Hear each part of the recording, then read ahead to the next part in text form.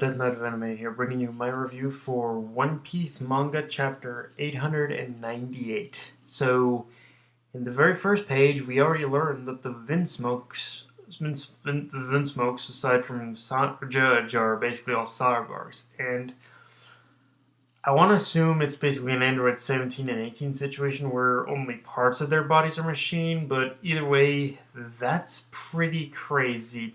That's pretty crazy to pretty much learn that all.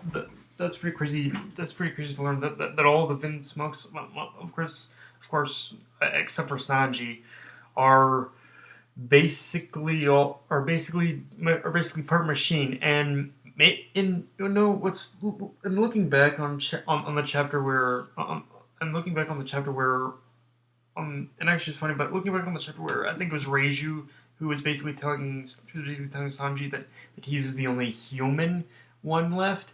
It really just adds a whole new. It really just adds a whole it really just adds a whole extra level to a whole extra level to pretty much her words that, yeah. But I guess Sanji literally and figuratively is the only human left in the Vinsmoke family. Like, seriously, like, with learning that they're human, it's with them learning that they're like part machine or maybe all machine. I don't know. It's literally and figurative that Sanji really is the only Vinsmoke left, who's human, except for maybe Judge, of course. But honestly, I think that guy's too much of an asshole to be a human anyway. But whatever. But yeah,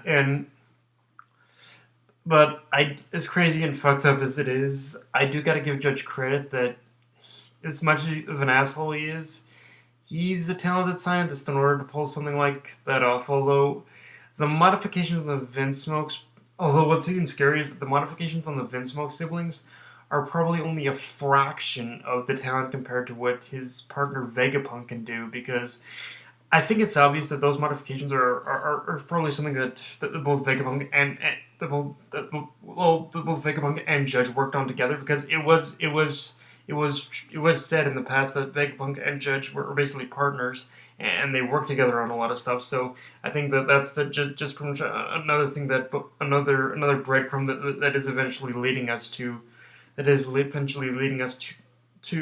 much the whole big reveal of Vegapunk. And when that happens, it's gonna be crazy. But yeah, with these, I'm sure there's gonna be a crazy reveal like all the others. And back to the whole modifications themselves. I I want to assume that in a way, I want to assume that these modifications that the Vinsmokes have are almost an improved version of the modifications that are an improved version of the modifications that probably that I think Frankie ended up using on himself. Like, that's like, I'm sure the Vegapunk had come up probably with in fact more than a couple dozen or hundred or thousand different kinds of mechanical blueprints and whatnot. I mean, for fuck's sakes, he created past beasts. But yeah, I want to assume that with those modifications, that they're kind of an improved version on his earlier blueprints, that on his earlier blueprints from on his earlier blueprints, and literally the blueprints that Frankie used to modify himself. But yeah, like, either that or they're just probably another one of Vegapunk's crazy inventions in general. Which, either or works, because let's face, we've known for a while that Vegapunk is a freaking genius. The man can create any kind of technological marvel in the One Piece world. And yeah, like I said, this is just like, all this stuff is just pretty much another breadcrumb in order to learning who Vegapunk is and is his reveal. And like I said, when we do get it, I get the feeling his backstory will probably be, when we do get his reveal, I get the feeling that, and like his backstory in general will probably be an arc unto itself. But the first thing I definitely want to learn from this, honestly, is what is the nature of his past relationship and dealings with Judge. Like, what did these, like, we've definitely got a taste of what they worked together on. But what what exactly is the past that the judge shares with Vegapunk? I really want to know that because it's definitely Otis definitely is leaving a lot of leaving a lot of breadcrumbs with just that one piece of information, but and just so many possibilities to work off of. So yeah, but yeah, like Vegapunk, you, I want to see you now, man. But yeah, um, okay, so fuck me if I'm wrong, but I think Brule just royally screwed up by telling everyone that Katakuri was defeated by Luffy.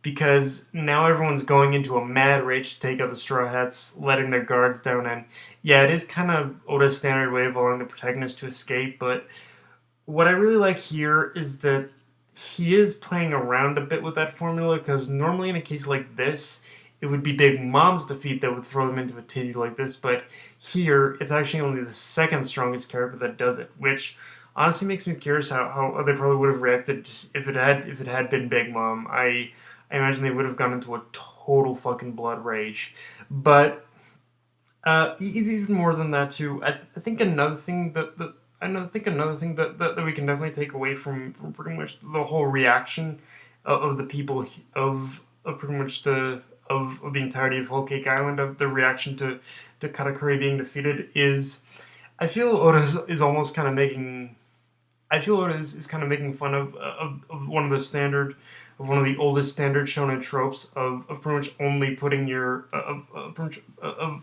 only putting all of your eggs and your eggs in one basket of only focusing on one character and giving and just building him up so much like the character was Katakuri as a character he was never like that like we definitely like Katakuri himself was never a character but if you really look at the relationship between Katakuri and his family like they practically worship Katakuri, and because of that, he was basically built up as being an undefeatable monster.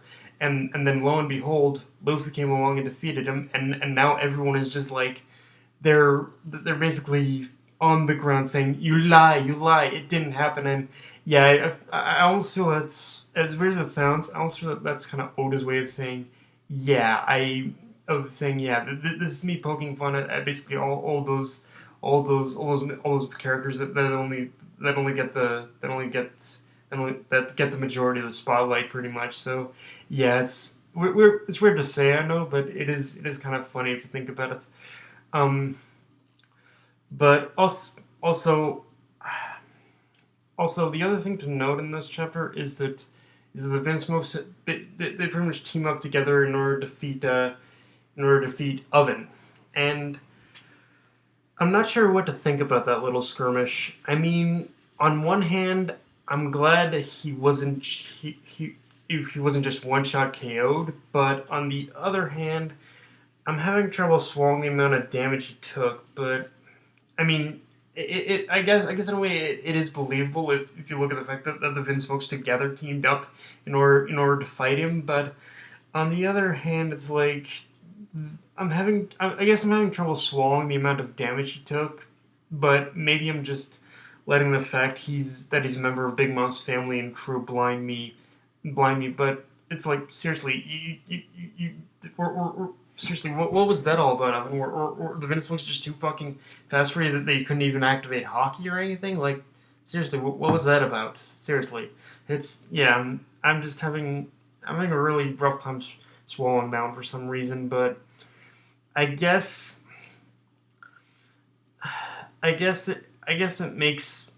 if you look down the avenue of it making sense, I guess if you look down the avenue of natural fighting ability, natural fighting ability plus all the cybernetic enhancements can be a deadly combination. I guess you could look at it like that, but I don't know. In either, although I don't know. There's just something about that whole setup that just kind of makes me go, huh, really? But having said that, at least Evan himself isn't taken out. It wasn't taken out completely, and I think we're definitely reaching that point where I can safely say that I think we're about to see I think we're about to see the whole build-up of the death flag on the Vinsmokes finally come to fruition. Like, I think in the next couple of chapters, I think the Vinsmokes are dead. I think, yeah, I can't see them getting out of this at all. It's going to be interesting to see how they get out of this, or even if they do, because, yeah, I'm not putting any money on them escaping this, to be honest with you. Speaking of escaping, let's talk about the Luffy and Sanji, the last panel of the last page, which is Luffy and Sanji basically reuniting with the Straw Hats and escaping. But thing is, I've kind of gotten better at recognizing what is traps, and that last page panel has a big red trap stamped all over it. Because I don't think it matters whether or not that they managed to escape from the Big Mom fleet itself, but because after this remains like whether or not they managed to escape from the actual fleet itself remains to be seen, but Big Mom herself is still out there, and I'm getting this feeling that I was gonna spring one on us next chapter or within the next couple of chapters by having Capone definitely reappear right in the line of the Straw Hats escape with Big Mom. And so, like, I can't say for sure that's how it's gonna go, but I definitely have a feeling that's what's gonna happen. I mean, all the stuff leading up to the final page with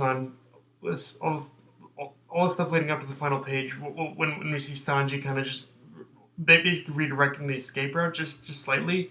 It kind of does point me in that direction a bit, but I don't know. I guess we'll just have to wait and see. But yeah, guys, that's pretty much all I have for this review. If you enjoyed the video, like, comment, subscribe, follow me on Twitter and Facebook. Death Knight of Anime, signing off. Later, guys.